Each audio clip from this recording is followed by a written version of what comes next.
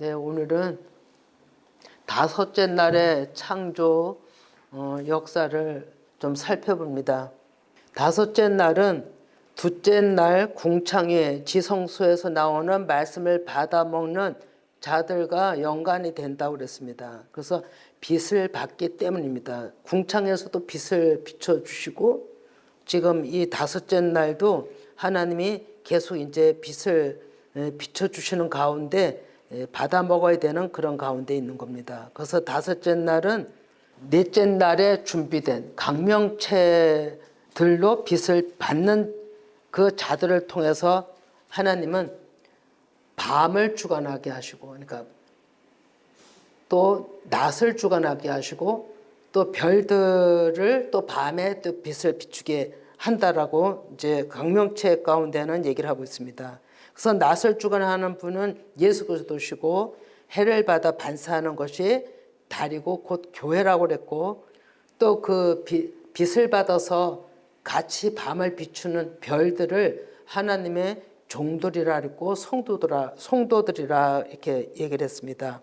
그리고 영적 원리는 어둠 가운데 있는 세상의 교회 안에서 그 별들은 하나님의 말씀을 전하고 있는 자들인 거죠. 그래서 지난주에 넷째 날의 말씀이 깨달아진다면 오늘 또 말씀이 또 연이어지기 때문에 깨달아집니다. 그래 지난주에 넷째 날에는 그때가 절기로 하면 오순절이라 이렇게 얘기를 했습니다. 그리고 요단을 건너는 것이라고 얘기를 했죠. 그러면 이제 다섯째 날은 절기로 하면 나팔절이 되는 것입니다. 그리고 그런 절기와 또 지금 이 다섯째 날은 또 가나안 땅에 들어가서 육신과 싸우는 정복의 단계에 있는 겁니다. 그래서 바다 가운데 있는 것이고 세상 가운데 있는 것이고 그 안에서 말씀을 취해야만 그 어둠의 세력들을 정복해 나간다는 것이 다섯째 날입니다. 그래서 이것을 하나님께서 전체적으로 기도 가운데 이제 열어주신 것은 무엇이냐면 첫 번째가 나의 죄를 깨닫는 때이고 다섯째 날이 나의 죄를 깨닫는 때고 죄를 드러내는 때이고 자신이 어떠한 자인지 알게 한다는 것입니다. 다섯째 날이. 그러니까 나의 육신의 의식이 깨지고 나의 죄성을 보게 되는 거죠. 또 두 번째는 이건 전체적인 결론의 이제 말씀입니다. 두 번째는 자기 죄를 깨달아 자백하는 회개의 시간들이라고 했죠. 그럼 죄성이 드러나면 그때 그 죄성은 그제서야 없어지고 묶이지 않는다는 겁니다. 그래서 죄성은 드러나야 되는 겁니다. 그리고 혼돈과 어둠에 있던 죄성을 드러내 자백하게 함으로 하나님이 질서와 체계로 돌아서게 되고 충만으로 바꿔가는 때가 다섯째 날이라는 거죠. 그러면 세 번째로 날개가 나오거든요. 새들의 날개가 납니다. 그것은 날개로 죄성을 덮어주시는 하나님의 속죄 은총이 있다는 것입니다. 그리하면 그제야 정결함을 받게 되고 죄속함의 은혜로 더러움에서 정결케 됨으로 하나님 안에 더 속하게 되는 그런 과정이 다섯째 날이라는 거죠. 그러면 이제 또 다섯 번째는 그렇게 된 자들이 바다에서 땅으로 올라오는 은혜를 입게 된다는 것입니다. 즉 육신에서 영으로 하나님만 바라는 자들이 된다는 것이죠. 이것이 큰 그림으로 보는 다섯째 날입니다. 이것은 지금 기도하는 가운데 하나님께서 다섯째 날에 일하시는 사람들을 통해서 어떻게 일하신다라는 그것을 지금 말씀하신 걸 지금 얘기를 나눴습니다. 그러면 구체적으로 이제 다섯째 날에 대해서 이제 살펴보고자 합니다. 20절에 물들은 생물을 번성하라 이렇게 얘기합니다. 그러면 하나님의 말씀 명령대로 보면 물이 생명을 품는 그릇이 된다는 의미거든요. 그러면 생명은 말씀 없는 곳에서는 있을 수가 없습니다. 그러면 다섯째 날의 핵심은 살아있는 생물들인 거예요. 그래서 네피시 하야, 이것이 네피시는 혼, 영혼, 생명, 목숨을 의미합니다. 하야는 살아있다는 증거입니다. 그러면 이것은 창세기 2장 7절에 하나님은 넷핏이 하야로 사람을 만들었다고 얘기를 합니다. 생명이 되니라가 넷핏이 하야입니다. 그러면 번성은 살아치라고 꿈틀거리다, 풍부하다, 풍부하게 양육하다, 키우다, 증가하다라는 뜻입니다. 그래 물들은 사람들이 입에서 쏟아내는 모든 말들이에요. 그것이 세상입니다. 근데 그것을 성경에서는 또 지금 오늘 본문에서는 바다라고 얘기를 하고 있습니다.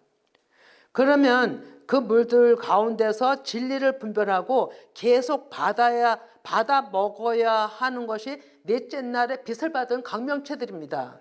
그러면 그 말씀으로만이 이 생명이 자라기 때문인 거죠. 그래서 생물은 그 혼돈 어두운 깊음에서 하나님의 빛, 그 불을 보고 붙잡는 자들이 그 어둠에서 나올 수가 있습니다. 그것을 창세기 1장 2절에서 그 첫째 날의 일이 말씀으로 잉태가 되는 의미라고 얘기를 했습니다. 그러면 둘째 날에 하늘에서 주시는 그 빛을 받아 자라는 가정이라고, 그것이 둘째 날이라고 그랬죠. 그러면 어린 새싹부터 자라게 하기 위해서 하늘에 먼저 지성소를 두시고 말씀을 주시고 또 물을 갈라서 위에 궁창 아래 물, 위에 물 이렇게 이제 하나님께서 나눈 것이 둘째 날인데 그것은 다 빛을 공급하는 것이거든요. 그러면 이런 구조에서 말씀을 계속 공급받고 있는 것이 넷째 날에 준비가 된 자들이라는 거죠. 그러면 이의 말씀을 계속 듣다 보면 그 말씀은 바닷속에 있는 자신을 발견하게 됩니다. 그것이 로마서 10장 2절에서 3절입니다. 한번 같이 읽어봅니다. 하나님께 열심히 쓰나 올바른 지식을 따른 것이 아니니라. 하나님의 의를 모르고 자기 의를 세우려고 힘써 하나님의 의에 복종하지 아니하였느니라. 아멘. 우리는 정말로 하나님 마음으로 행한다리고 하나님 그 패턴 속에 그 은혜 속에 있다라고 생각하면서 그 모든 마음에 주시는 거를 하나님이 주신 마음이라고 행합니다. 그래서 아주 열심히 하는 거예요. 그 가운데 특별히 그 행했던 자가 바로 저인 것이거든요. 그래서 더 얘기를 나눌 수가 있습니다. 그런데 보니까 그것이 하나님의 마음으로 했어도 열심히 지나쳐서 내 의가 거기에 섞여버리는 거예요. 그러면 그것이 하나님의 일을 맡게 되고 하나님의 의를 모르고 자기의 의가 세워진다는 것을 당신은 모릅니다. 행할 때는. 근데 나중에서 그거를 깨닫게 됩니다. 그래서 다섯째 날에는 그런 것 말씀을 계속 공급받음으로 빛을 공급받음으로 내 안의 구조를 이제 알게 되는 거죠. 그래서 세상 바다란 그 구조 속에 우리는 살고 있기 때문에 진리와 비진리로 섞여 살게 되고 위에서 주시는 말씀을 여전히 받아 먹습니다. 이거 받아 먹지 않으면 하나님께로 가는 길이 없기 때문에 우리는 계속 그 통로에 우리가 하나님 말씀을 받기를 원하는 거죠. 그래서 계속 듣다 보면 되새김질 하다 보면 나의 죄성을 발견하게 되는 것이죠. 그래서 내 안에 어둠이 드러나는 것이고 드러나면 그 죄성은 하나님이 주시는 말씀에 의해 제거되는 역사가 일어난다는 것입니다. 깨닫지 아니하면 절대 내 안의 육신은 제거되지 않습니다. 모르고 있기 때문에. 어둠에 갇혀 있는 것입니다. 근데 내가 어둠에 갇혀 있어도 어둠에 갇혀 있는 줄을 모르는 것이 내 의예요, 그게. 그래서 하나님께서는 움직이는 모든 생물을 그 종류대로, 그 종류대로란 지난번 얘기했죠. 혼합시키지 말고 하나님이 주신 질서와 체계대로 따라와야 너희가 그 생명 안에서 살 수 있다는 것으로 말씀하고 있습니다. 그래서 하나님은 또 새들에게 명하십니다. 오늘 본문 말씀이죠. 하나님께서는 땅 위에 하늘의 궁창에는 새가 나르라 이렇게 얘기를 하죠. 그리고 20절에 지금 얘기를 하는 겁니다. 그러면은 하늘의 궁창의 새는 궁창에 계신 언약궤 위에 천사들이 날개 모양이 있습니다. 근데 이 새들 하면 우리가 잘 깨닫지를 못합니다. 이게 뭐가 연관되지? 이렇게 하는 사람들이 많을 것입니다. 그런데 우리가 쉽게 알 수 있는 것은 지금 언약궤 천사들이 양쪽에 이렇게 이제 날개를 펴고 있죠. 그러면 그 날개는 하나님 앞에서 하나님의 말씀을 듣고 수종드는 천사들로 상징합니다. 그래서 하늘의 새는 천사들의 모습이고 말씀을 깨달아 성령의 인도함을 받는 일꾼들의 모습이기도 한 거죠. 이것을 네바람이라고도 얘기를 하는 거죠.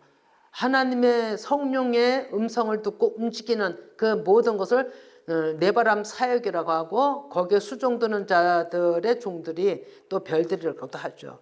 그러면 그들은 즉 말씀을 계속 듣고 자신이 어떠한지 아는 자에게 하나님의 말씀을 공급하는 전달자가 되는 겁니다. 누구든지 처음 과정을 거쳐서 먼저 강명체들이 되고 그들이 계속 말씀을 공급받아서 그렇지 못한 자들에게 계속 이제 전달하라고 하는 것입니다. 그래서 이 다섯째 날은 나팔절이라고 제가 얘기를 했죠. 그러면 새는 땅에 속하지 않고 하나님께로 그 중심이 마음이 향한 자들입니다. 그래서 새는 땅의 율법에 묶이지 않는 존재들이죠. 그러면 육신적인 것에서 벗어나 영적 차원을 이 땅에서 살아가는 자들입니다. 그러면 창세기 1장 21절에 하나님이 큰 바다 짐승들과 물에서 번성하여 움직이는 모든 생물을 종류대로 날개 있는 모든 새를 그 종류대로 창조하시니 하나님 보시기에 좋았더라. 우리가 그냥 읽고 지나가는 건 쉬운데 이게 무슨 의미인가를 살펴볼 때는 상당히 성령께서 정말로 인도하지 않으시면 이거를 나눌 수가 없습니다. 그래서 저도 부족해서 또 묻고 또 묻고 또 살피고 이제 성령께 온전히 제가 다 알아서 나누는 게 아니라 성령께 의지하고 성령께서 말씀해 주실 것을 믿고 지금 이 시간에 나누는 것입니다.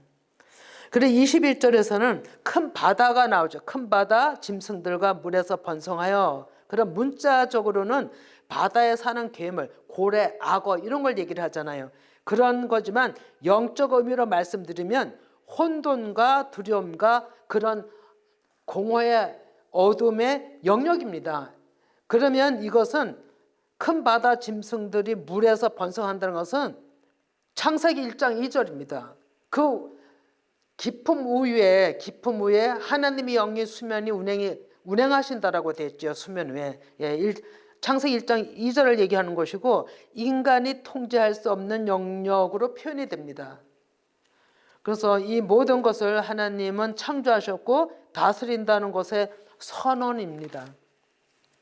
그래서 두려움의 대상조차도 하나님의 섭리 아래 있다는 것입니다. 제가 오늘 이것을 또 요새 계속 살피면서 더 은혜를 받았습니다. 두려움과 공포와 힘듦, 환난 모든 것을 하나님이 주권하에 있다라고 생각하니까 우리가 할 수 있는 일이 아니고 하나님이 대신 싸우시고 하나님의 모든 것을 이끄시고 믿는 자들을 주권적으로 이끌어 가시고 보호하시겠다라는 생각이 들어온 거예요. 그래서 어떠한 권세나 세력도 하나님을 벗어날 수 없다는 것에 은혜를 받았습니다. 그래서 즉 하나님의 절대 주권을 드러내는 창조입니다. 그래서 하나님은 큰 바다, 짐승들과 물에서 번성하여 즉 하나님을 믿는 자들이 하나님의 말씀을 공급받아 충만함으로 그 빛을 바다, 큰 바다의 짐승들 같은 또 그런 혼란과 어려움과 어둠에 있는 모든 가진 곳에 하나님의 빛을 계속 비추는 것입니다. 그래서 생물은 움직이는 종류대로 이렇게 얘기를 하고 있거든요. 각 생긴 모양대로 우리의 사람이 다 모양이 다르잖아요.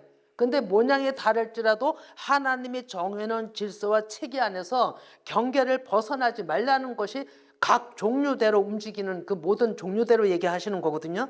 그래서 하나님은 그 종류대로 날개 있는 모든 새를 또 창조하셨다 그랬어요. 그래서 무슨 표면적으로는 새를 얘기를 하지만 각 종류대로 각 생긴 대로 하나님의 주신 말씀을 거다 부으셔서 하나님의 질서와 체계를 따라오는 하나님의 믿음의 사람들로 이끌어 가신다는 거죠. 그것이 광명체를 받은 자들이고 다섯째 날을 사는 자들인 거예요. 그래서 이 다섯째 날은 하나님의 말씀을 받지만 세상 속에 사는 가운데 있는 거예요. 세상 속에. 예, 그래서 하나님은 우리는 그런 가운데 있으면서 말씀을 계속 반복해서 듣고 말씀을 따라가야 된다는 거죠. 그것을 볼 때 하나님께서는 좋았다라고 얘기를 하는 겁니다. 그러면 창세기 1장 22절을 봅니다. 예, 창세기 1장 22절에 하나님이 그들에게 복을 주시며 이르시되 생육하고 번성하여 여러 바닷물에 충만하라 새들도 땅에 번성하라 하시니라. 예, 짐승과 생물, 새들 이런 거에 대해서 바닷물 이런 공간들을 이런 지칭들을 하나님께서는 계속 지금 하고 계시는 겁니다. 반복해서. 그러면 다섯째 창조에서 하나님께서는 그들에게 복을 주신다고 하시는 겁니다. 그러면 그 복은 생육하고 번성하여 바닷물에 충만하라 이렇게 얘기를 합니다. 바닷물에 충만하라는 거예요. 그러면 하나님의 말씀을 받지만 세상 속에서 하나님의 말씀을 끊이지 않고 하나님의 말씀으로 가득 채워서 빛으로 발하라는 얘기입니다. 이것이. 근데 이걸 구체적으로 보면 생육은 파란데 열매 맺다라는 뜻으로 말씀을 내 안에 간직하는 것입니다. 세상에 비진리가 얼마나 많습니까? 교회는 비진리가 없는 것 같지만 온전히 깨닫지 못하는 것이 비진리입니다. 그래서 우리가 분별을 해서 하나님의 말씀의 진리를 내 안에 간직해야 된다는 거죠. 이제껏 바뀐 그 외부에서 타에 의해서 깨달은 말씀 또 세상에 혼합된 말씀을 듣던 수준이 지금 세상입니다. 그런데 이제는 위의 것 주시는 그 생명수 그 말씀이 내 안에 들려지기 때문에 이 다섯째 날의 수준은 그런 겁니다. 내가 얼마나 빗나갔는가를 얼마나 내가 잘못 살았는가를 말씀에 어긋된 그런 죄인인가를 이제 알면서 하나님 아버지 앞에 인정하고 자백해야 된다는 거죠. 이랬을 때 가나안에 들어가서 이스라엘 백성들이 하나님의 말씀대로 위에서 주시는 가나안 자기 그 만나가 끊어지고 가나안에 그서 나오는 소산물을 먹었다 그랬잖아요. 그것이 하나님이 주시는 양식인 겁니다. 그것을 온전히 먹고 자기네 낮춰짐 여러 가지 어려움이 많았잖아요. 낮춰짐이 있을 때 하나님께서는 여호와 군대 대장께서는 계속 앞에서 점령해 나갔던 겁니다. 그러니까 하나님은 우리가 인정하고 내가 아무것도 아니고 할 수 없다. 내가 할 수 없다는 자백이 곧 제3의 은총인 겁니다. 이것이 없으면 우리는 하나님 앞에 주시는 복을 받을 수가 없습니다. 또 이것이 생육입니다. 그래서 예수 그리스도의 십자가 은혜가 있어야만 정결케 되므로 열매 맺고 즉 육신에서 영으로 여자에서 남자로 변화되어 가는 것은 반드시 내 안에 육신이 죽어야 되는 것이 예수님의 십자가 죽으심인 거예요. 내 안에 육신이 죽어야만 내 안에 말씀이 들어와 부활의 생명으로 우리를 이끌어 가시는 거죠. 그래서 우리는 변화되어 가는 것이 다섯째 날입니다. 그럼 다섯째 날에는 많은 내적 변화가 있는 것입니다. 그래서 나 자신과의 싸움이 치열합니다. 근데 제가 요새 우리 교회를 보고 또 이렇게 여러 사람들 얘기를 들어보면 내적 싸움이 다른 때보다 치열합니다. 엄청나게 큽니다. 이거를 이겨나가야 되는 거죠.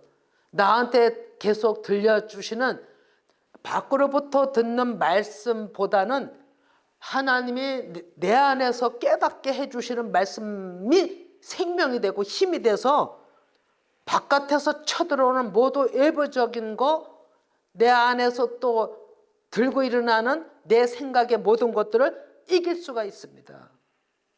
내가 하나님의 음성을 받지 못하면, 하나님의 음성을 듣지 못하면 이길 수가 없습니다.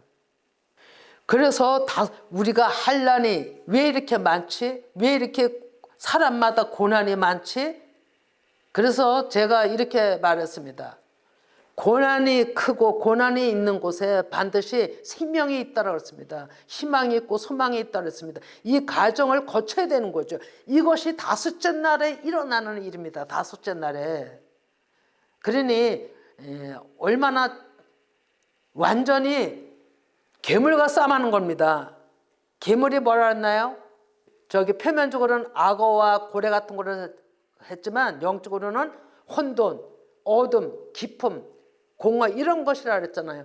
그것과 싸우는 겁니다. 어둠의 세력들과 싸우는 거예요. 근데 이것은 보이지 않는 건데 내 마음에서 가장 나를 힘들게 하고 나를 어둠으로 끌고 가고 나를 정죄하게 하고 내 자신을 완전히 나락으로 떨어지게 하는 것입니다. 그래서 이 싸움이 우리는 다섯째 날인 거예요. 그래서 다섯째 날이 엄청나게 중요합니다. 이기지 못하면 다섯째 날에 늘 머물게 되면 육신 구조에 늘 머물러 있다는 거예요. 어둠의 구조에 늘 갇혀 있다는 거예요. 그러니 얼마나 이게 중요한 싸움입니까? 그래서 다섯째 날은 이스라엘 백성들 좀 전에 얘기한 것처럼 요단을 건너가서 가나안 땅의 전쟁입니다. 그러면 가나안 땅 전쟁을 할 때도 모든 것을 다 물리쳤어도 남은 자들이 또 있잖아요. 그렇지만 그들은 하나님 아버지 앞에 다 속한 자들로 이제 여호수아 그 지도 아래 이제 살게 되죠. 그래서 그때가 가장 평안한 때라고 성경에서는 얘기를 하는 겁니다. 그래 두 번째는 번성하라입니다. 번성하라는 라반데 이제는 내 안에서 말씀이 깨달아짐으로 마음이 풍성히 채워지는 것이 번성입니다. 보는 것으로 우리가 증가하고 많아지고 높아지고 뭐 넓어지고 이런 것도 표면적으로는 될 수 있지만 가장 중요한 것은 내 마음이 깨달아짐으로 가득 채워지는 것. 이것이 영적인 번성인 거죠.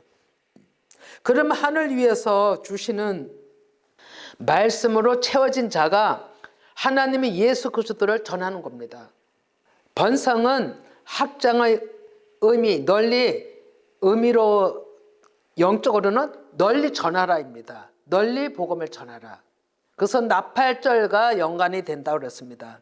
그러면서 넷째 날에는 빛을 받은 교회들이 달과 같이 달이 어둠을 비추듯이 계속 비추는 역할이 사명이에요. 그럼 별은 믿음의 종들로서 밤을 비추는, 즉 어둠을 비추는 복음을 전하는 자들인 거잖아요. 이들이 교회에서 일어나야 되는 거죠. 이것을 다니엘서 12장 3절에 말씀합니다. 다니엘서 12장 3절, 네, 같이 읽어봅니다. 지혜 있는 자는 궁창의 빛과 같이 빛날 것이요 많은 사람을 옳은 대로 돌아오게 한 자는 별과 같이 영원토록 빛나리라, 이렇게 얘기를 하고 있죠. 네, 그러면 이제 충만하다를 살펴봅니다. 충만하다는 말레인데 채우다, 충만, 성취, 봉헌하다는 의미가 있습니다. 그럼 특별히 궁창에서 비치는 빛, 곧 불이라고도 하죠. 그 말씀을 받는 자들이 그 말씀을 간직하여 믿음으로 붙들고 생활 속에서 살아서 사람들한테 비친다는 것이 바닷물을 정복하는 거예요.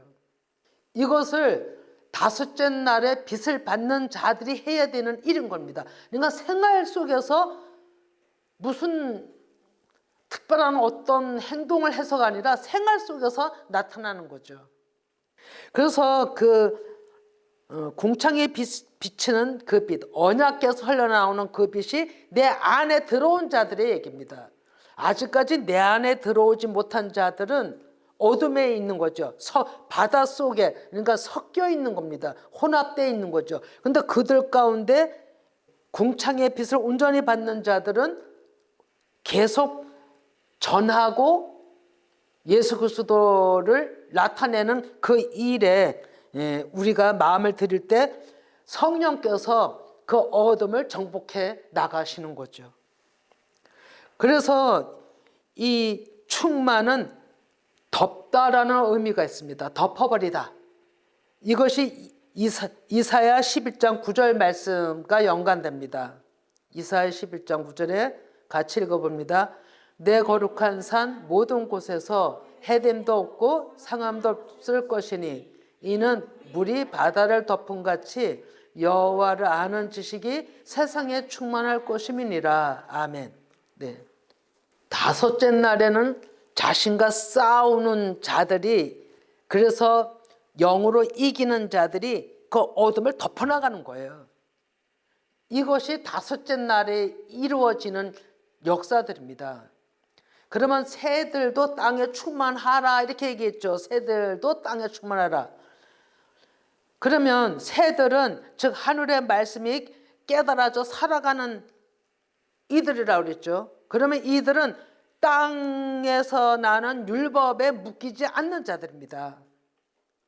이미 하나님의 음성을 내 안에서 깨닫고 있기 때문에, 깨닫지 못하고 남의 깨달은 걸 자꾸만 들으면 혼동을 가져올 수가 있는데, 내 안에서 이 말씀이 깨달아지는 자들은 혼동을 가져오지 않습니다.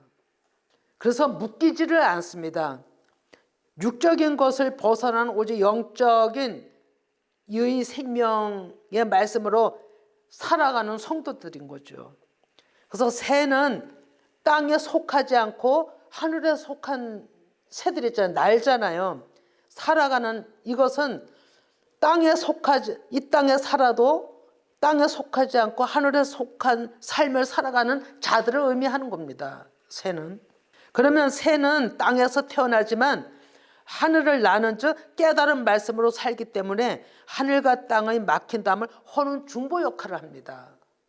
그래서 상당히 우리 모두가 이 과정을 거쳐야 되는 거죠.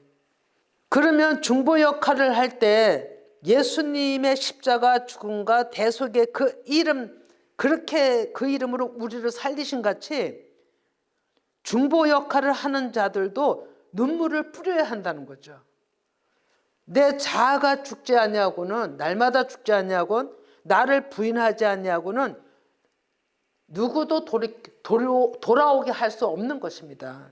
그래서 이것은 시편 126편 1절 이하를 좀 한번 봅니다. 예, 쭉 밑으로 좀 가보면요. 네, 여기에 봅니다. 이 5절 6절을, 시간이 없기 때문에 5절 6절을 같이 읽습니다. 눈물을 흘리며 씨를 뿌리는 자는 기쁨으로 거두리로다. 울며 씨를 뿌리러 나가는 자는 반드시 기쁨으로 그 곡식단을 가지고 돌아오리로다. 아멘.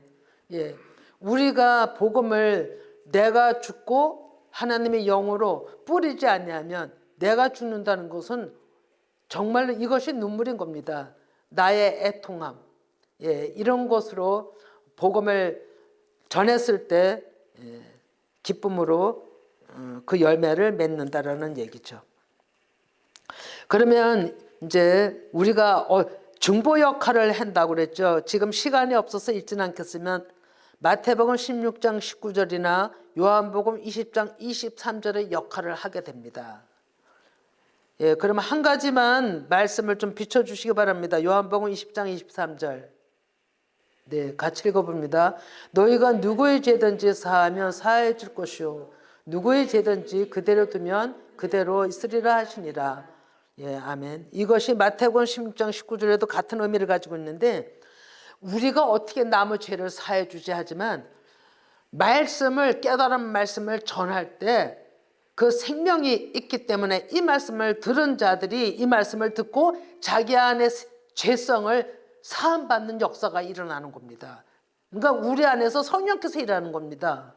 예, 그런 것을 의미합니다. 그러면 공중에 나는 깨달은 자들을 공중에 나는 새들로 비유한 거죠. 그런 말씀을 깨달으면 어둠에서 내가 건진 바가 되었다는 감사와 기쁨이 스스로 세상을 정복할 수가 있습니다. 이 안에서 나는 못할지라도 이제는 내 안에 누가 사나면 누가 사는 것 같아요? 예수 그리스도가 살기 때문에 그 영께서 일을 하시는 거죠. 그러면 이제 창세기 1장 23절을 이제 봅니다. 그러면 저녁이 되고 아침이 되니 이는 다섯째 날이니라. 이것이 이제 여기까지만 이제 다섯째 날까지만 이제 하는데요. 하나님은 그 일을 하기 위해서는 내가 날마다 죽어야 되는 겁니다. 새 역할. 하나님이 깨달은 말씀, 하나님이 주시는 그 말씀을 내가 깨닫길 원한다면 내가 날마다 하나님 아버지 앞에 나의 깨닫지 못하는 것을 애통함을 고백할 때 성령께서는 우리에게 찾아오시고, 오늘 찾아오신다는 찬양 부렸잖아요. 성령께서 찾아오시고 깨닫게 하는 거죠. 이것이 저녁이 되고 아침이 되니 이건 다섯째 날이라 했는데, 이 얘기는 저녁은 내가 죽는 것입니다. 육으로 죽는 것이에요. 저녁은 어둠이잖아요. 그리고 밤중이잖아요. 한란이잖아요. 그러나 아침이 돼. 그런 시간이 지나가야만 밝은 아침이 오는 거예요. 그래서 나 안에 빛이 오는 거예요. 생명이 오고 소망이 되고, 아, 예수 그리스도를 믿어야 되겠구나. 예수 그리스도밖에 없구나.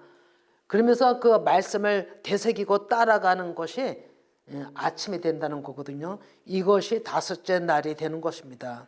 그래서 우리는 다섯째 날은 이제 마치겠는데요. 바깥에서 듣는 말씀으로 바닷속 안에서 세상 속에서 그것도 충만하라 했잖아요. 충만히 사는 자가 어느 때 이제 내 안에서 말씀을 듣게 돼서 온전히 비추는 자들로, 전하는 자들로 세워지고, 그렇게 하는 가운데 내 안의 죄성은 계속 드러나서 더 정결하게 되므로 중보자의 역할을 하게 된다는 것입니다. 그리고 이 다섯째 날에 사는 자들이 더 나가서 이제 여섯째 날로 나아가는 것을 또 준비하는 또 자들이 되는 거죠. 예, 이 말씀을 제가 제대로 전하지 못했을지라도 성령께서 듣는 자들에게 정말로 깨닫게 하시고 이해를 할 수 있도록 도와주실 것이고 하는 성령께서 일하시리라 믿습니다.